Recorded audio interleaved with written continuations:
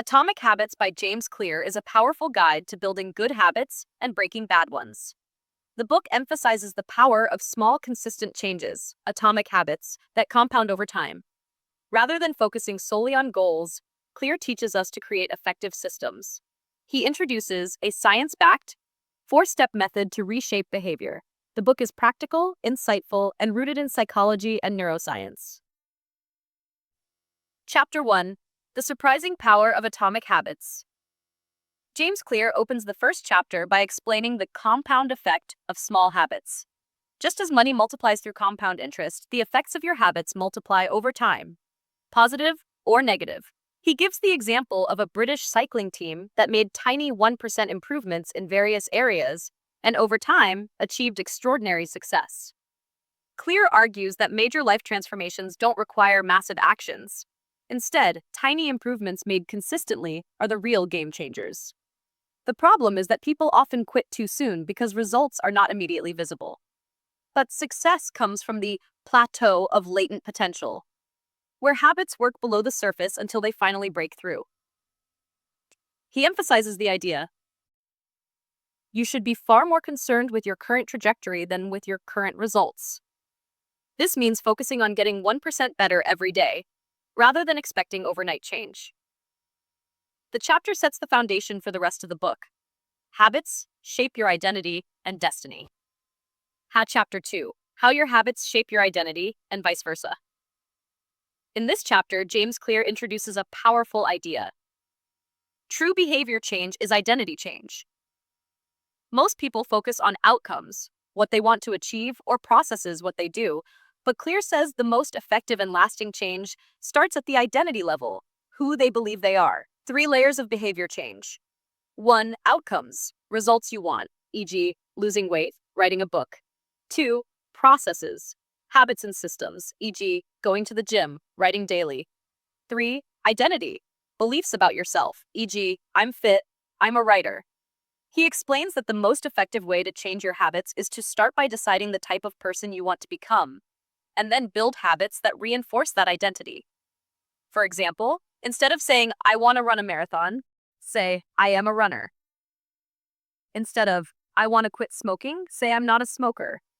Each action you take is a vote for the kind of person you wish to become. The more you act in alignment with your desired identity, the stronger that identity becomes. Key takeaway: the goal is not to read a book, the goal is to become a reader. The goal is not to run a marathon, the goal is to become a runner. Chapter 3: How to Build Better Habits in 4 Simple Steps. In this chapter, James Clear explains the psychology and structure behind how habits are formed and maintained.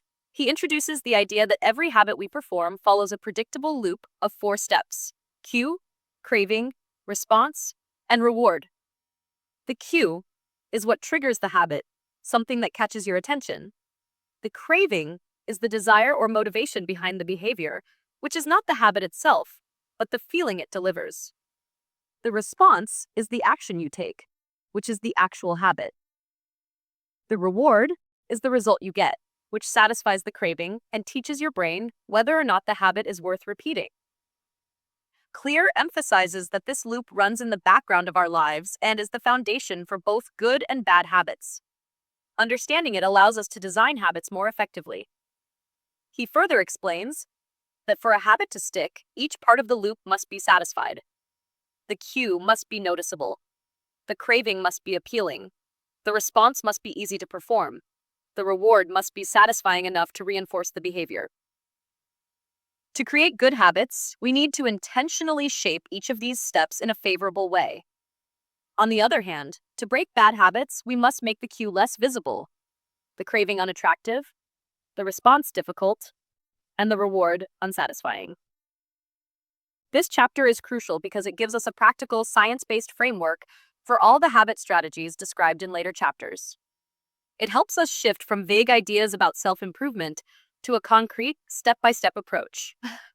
Key takeaway: habits are the compound interest of self-improvement, and understanding the 4-step habit loop is the key to mastering them.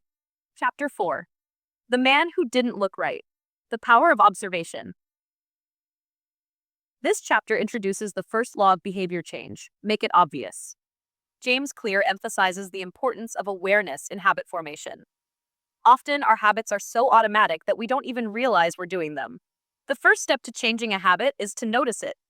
He gives an example of experienced nurses who could detect subtle signs when something was wrong with a patient, highlighting the power of heightened observation. In the same way, being aware of our own habits is key to improving or replacing them. Habit Scorecard. Clear introduces the Habit Scorecard exercise, where you list out your daily habits and label them as positive, negative, or neutral. This helps build self-awareness and shows you which habits are helping or hurting you. You can't change a habit if you're not aware of it. He also explains the role of cues in habit formation. Our environment is full of triggers that prompt our behavior. By learning to recognize these cues, we can take control of the habit loop. Key takeaway. The process of behavior change always starts with awareness. You need to be aware of your habits before you can change them. Chapter 5. The best way to start a new habit. Continuing with the first law, make it obvious. Chapter 5 focuses on using implementation intentions and habit stacking to start good habits. Implementation intention. This is a plan that spells out when and where you will perform a new habit. Instead of vague goals like, I'll exercise more, a better approach is, I will behavior at time and location. Example, I will meditate at 7 a.m. in my bedroom. This makes the habit specific and easier to follow. Habit stacking. Another technique is to anchor a new habit to an existing one, using the formula, after current habit, I will new habit. Example, after I brush my teeth, I will journal for 1 minute.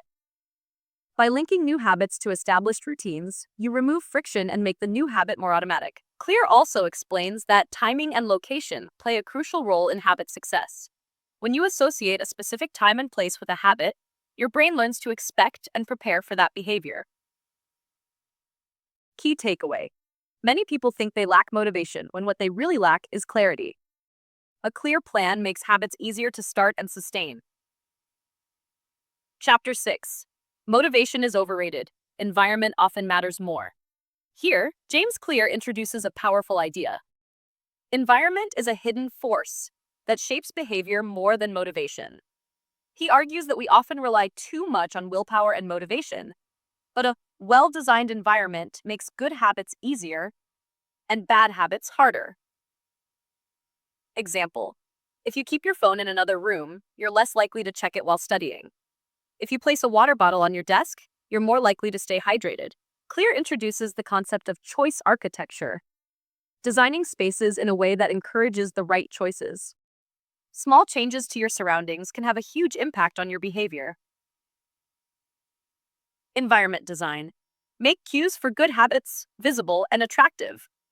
Reduce exposure to cues that lead to bad habits. Assign specific spaces for specific tasks, e.g., only study at your desk. This way, your environment becomes a silent partner in habit change. Key takeaway. Environment is the invisible hand that shapes human behavior. Design spaces to work for you, not against you. Chapter 7. The Secret to Self-Control. James Clear begins this chapter by challenging a common belief that self-control is the key to habit change. While willpower does matter, he argues that environment plays a much bigger role. People who appear to have high self-control often just face fewer temptations because they have smartly designed their surroundings. He shares studies showing that those with strong self-discipline tend to spend less time in tempting situations, not more. In other words, they avoid triggers rather than battle them. The easiest way to stop a bad habit is to make the cue invisible. If you want to eat healthier, remove junk food from your kitchen. If you want to use your phone less, keep it in another room. Instead of relying on inner strength, reshape your environment so you don't need it as much. Clear's core message in this chapter is that eliminating cues is more effective than resisting them. Avoiding temptation beats fighting it. Key takeaway. You don't need to be the victim of your environment. You can also be the architect of it. Chapter 8. How to make a habit irresistible. This chapter introduces the second law of behavior change. Make it attractive. Clear explains that every habit is driven by a craving, and cravings are influenced by dopamine, the brain chemical tied to pleasure and motivation. Interestingly, dopamine spikes not only when we experience a reward, but even more when we anticipate it. To build good habits, we must learn to make them more appealing. One effective method is temptation bundling, where you pair an action you want to do with an action you need to do. For example, I'll only watch my favorite show while running on the treadmill. Another way is to surround yourself with people who already have the habits you want. Social environments heavily influence behavior. If healthy eating is normal in your group, you're more likely to follow it too. The more attractive a habit is, the more likely it is to become automatic. Craving drives behavior, so if you can manipulate what you crave, you gain more control over your habits. Key takeaway: we imitate the habits of three groups: the close, family and friends; the many, social norms; and the powerful, people we admire. Chapter 9: The role of family and friends in shaping your habits. In this chapter, Clear continues to expand on the idea that our social environment greatly shapes our habits. Humans are wired to belong. That's why we naturally adopt behaviors that help us fit in with the people around us. He explains that we are more likely to imitate the habits of three groups. 1. The people closest to us, family, friends. 2. The majority, what most people around us are doing. 3. The people we admire, those with status or influence. This influence can be positive or negative. For example, if your friends often go to the gym, you're more likely to join them. On the other hand, if your group smokes, you may fall into that pattern even if you never planned to. To use this insight effectively, Clear recommends joining groups where your desired behavior is the norm. If you want to get fit, join a fitness class or community. If you want to read more, join a book club. When a habit helps us belong, it becomes extremely powerful. We'd rather be wrong with the crowd than right and alone. Key takeaway: one of the most effective things you can do to build better habits is to join a culture where your desired behavior is normal. Chapter 10: How to find and fix the causes of your bad habits. James Clear opens this chapter by emphasizing that every behavior has a reason behind it. Bad habits aren't random, they serve a purpose, usually to provide some kind of relief or pleasure, even if temporarily. To change them, we must first understand what need they fulfill. Clear recommends taking a curious, non-judgmental approach to analyzing your own habits. Instead of saying, "This habit is bad," ask yourself, what problem is this habit solving? For example, scrolling social media might be meeting your need for connection or escape. Once you recognize the root cause of a bad habit, you can begin to replace it with a healthier alternative that fulfills the same need. If you're biting your nails to relieve stress, maybe squeezing a stress ball could work as a substitute. This chapter also introduces reframing, changing the way you think about a habit. Instead of seeing exercise as a chore, see it as a way to feel energized. The way you perceive a habit directly affects whether you'll continue it. Key takeaway: every behavior is driven by the desire to solve a problem. To change a bad habit, address the cause, not just the symptom. Chapter 11: Walk slowly, but never backward. This chapter focuses on the third law of behavior change: make it easy. Clear argues that many people make the mistake of trying to change everything at once or waiting for the perfect time to start. But successful habit change doesn't require massive effort. It just requires repetition. You don't need to be perfect, you just need to be consistent. He explains the importance of taking action, even if it's small. Often we get stuck in motion, planning, thinking, researching, but real progress comes from action. For instance, researching workout routines isn't the same as actually working out. Clear introduces the idea of the 2-minute rule. Start any new habit by making it take less than 2 minutes to do. Instead of setting a goal to read one book every week, start with read one page. It lowers the barrier and helps build momentum. Ultimately, making habits easy to start and easy to do increases the chances that you'll stick with them. Key takeaway: standardize before you optimize. You can't improve a habit that doesn't exist. Chapter 12, The Law of Least Effort. This chapter continues to build on the idea of making habits easy. By explaining a powerful human tendency, we naturally gravitate toward the path of least resistance. In other words, we'll almost always do what's easier, not necessarily what's better. Clear uses this insight to stress the importance of reducing friction.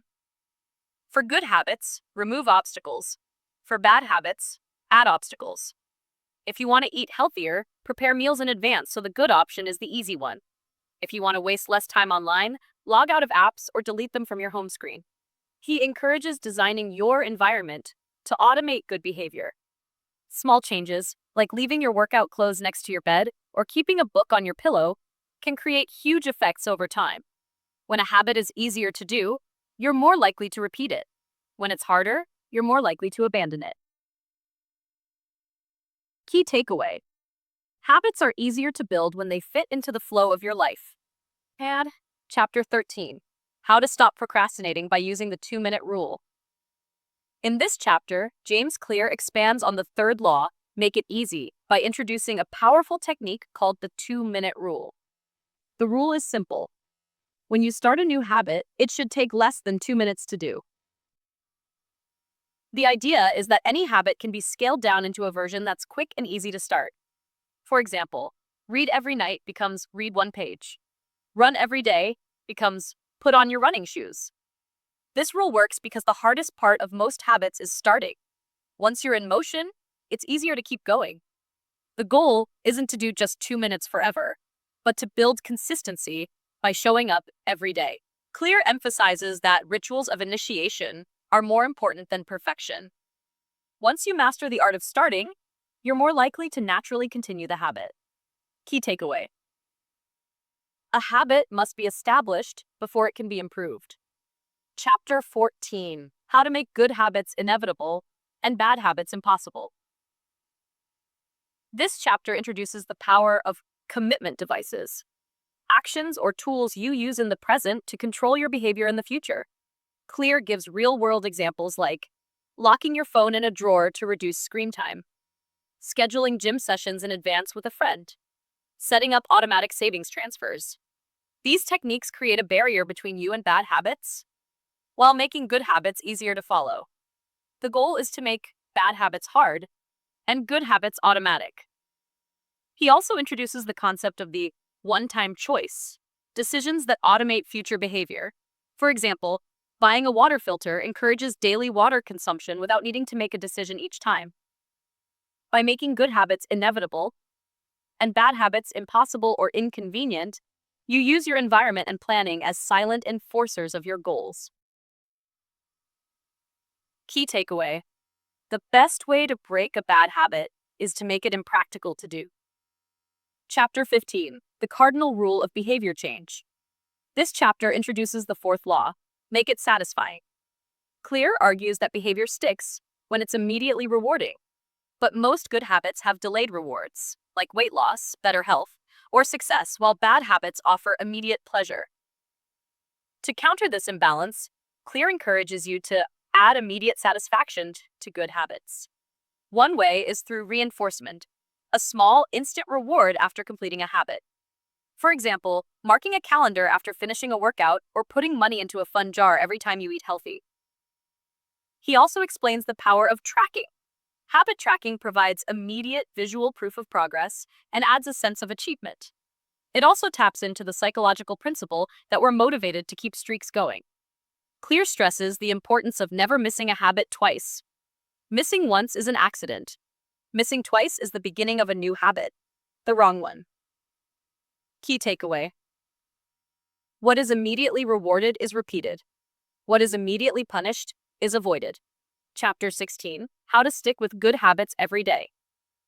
In this chapter, James Clear focuses on the importance of consistency and introduces the concept of habit tracking as a way to stay committed.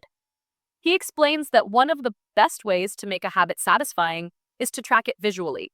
For example, marking an X on a calendar for every day you complete your habit. This simple act provides immediate satisfaction and creates a chain you'll feel motivated to maintain. Habit tracking reinforces your identity as someone who is consistent gives a clear visual of your progress, and motivates you to avoid breaking the chain. However, he warns not to let the system become the goal. Tracking should serve the habit, not replace it. Also, if you miss a day, don't stress. Just follow his golden rule. Never miss twice. Missing once is normal. Missing twice starts a downward spiral. He concludes the chapter by reminding readers that small wins add up, and by tracking your habits, you make those wins visible.